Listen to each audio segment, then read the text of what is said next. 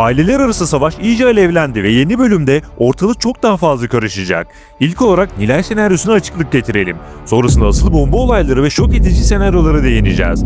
Evet, Yağız, Yeşilçam filmlerinde aratmayan bir şekilde Nilay'ı çirkin bir tuzağa düşürdü. Fragmanda izlediğimiz sahne zaten Nilay'ın rüyası gibi duruyor. Yani Nilay eğer Yağız'ın teklifini kabul etmezse başına neler gelebilir sorusunun cevabını görüyor. Bu nedenle o kabusu yaşamamak için bir başka kabus gibi durumu kabul edecek. Yağız'ın teklifini kabul edecektir, ancak bu senaryonun bir sosyal toplumsal mesaja bağlanacağını düşünüyorum. Çünkü Nilay eğer yaşadığı durumla ilgili test tahlil yaptırsaydı ve şikayetçi olsaydı kendisine kurulan komployu ortaya çıkarıp herkese kanıtlayabilirdi.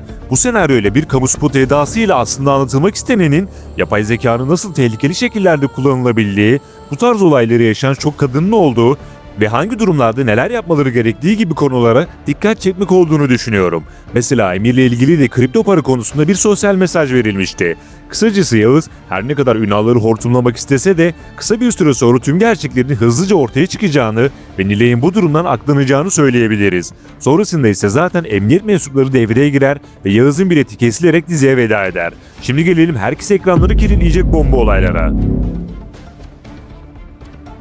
Emir'le Çimen'in senaryosunun iki aileyi birbirine düşüreceği zaten kabak gibi ortadaydı. Aslında bütün sıkıntı Emir'in yaşadığı durumu aileleri anlatmamasıyla başladı. Eğer baştan herkes anlatsalardı Çimen'le bu duruma gelmezler ve ayrılmazlardı. Fakat işler daha da karıştı ve karışmaya devam edecek. Çünkü artık iki aile arasında büyük bir savaş başladı. Salkım'ın çirkin imaları, Kıvılcım'ın Salkım'ı tokatlaması, Elif'in Kıvılcım'a saldırması ve Çimen'in Elif'i yolması gibi olaylar işleri geri dönüş olmayan yollara sokacak. Üstelik ne Abdullah ne de Ömer buna engel olamadı. Hatta bu durumlar Ömer'le Abdullah'ın arasını da olumsuz yönde etkileyecek. Abdullah Emir'e destek verecektir, ancak Emir'in suçu Fatih'e atması büyük ayıp oldu. Evet, Fatih kripto parayı önerdi, ancak satması gereken zamanı da Emir'e söylemişti. Böylece Emir annesinden azar işitmemek için topu Fatih'e attı ve günah keçisi Fatih oldu. Bu da hem Fatih ile Emir'in arasının bozulmasına hem de Başak'la Salkım'ın büyük gerilimler yaşamasına sebep olacak.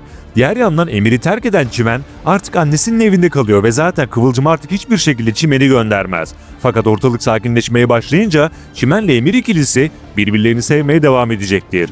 Bu da doğal olarak Kıvılcım ve ailesinin Abdullah ve ailesinden hiçbir zaman kopamayacağı anlamına geliyor. Bir başka kaos dolu olay da Nursema ve İlhami arasında yaşanacak. Hem Yudum hem de İlhami Asil ile Nursema'nın konuşmalarını duydu. İlk defa bu kadar sinirli gördüğümüz İlhami adeta çılgına dönerek Nursema'ya res çekti. Önceki videolarımızda İlhami'nin sert bir karakter dönüşümü yaşayacağından bahsetmiştik ve bu senaryo gerçekleşmeye başladı.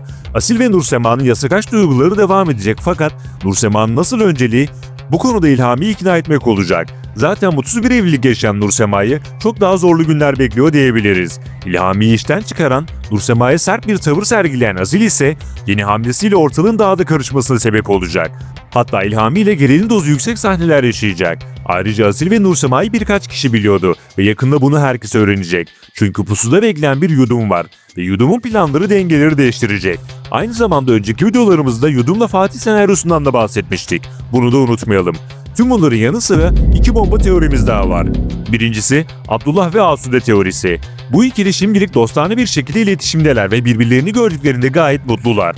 Abdullah'ın zamanla Salkım'dan ve yaptıklarından bıkacak olması ve diğer yandan Asude'nin her ne kadar denese de Ulvi ile bir yola giremeyecek olması sebebiyle bu teorimiz gerçekleşebilir. Yani ileride Abdullah ve Asude arasında bir yakınlaşma olursa şaşırmayız. İkinci teorimiz ise Elif ve Tuncay. Babası yaşında adamların peşinde koşan Elif bu defa da Tuncay'dan hoşlandı. Kendisine iki çift güzel laf söylenince yelkenleri suya indiren ayran gönüllü Elif, Tuncay ile ilgili beklenmedik hamleler yapabilir. Son olarak Asil ile Asude'yi bekleyen kötü bir sürpriz daha var. Abide'nin evlendiği kız tam bir para göz yiyici çıkınca belki de Sevtap'ı mumla arayacaklar. Peki siz son senaryolarla ilgili neler düşünüyorsunuz? Sizce Kıvılcım Çimen tarafı mı haklı, yoksa Salkım'la Emir tarafı mı? Fikir ve düşüncelerinizi mutlaka yazın.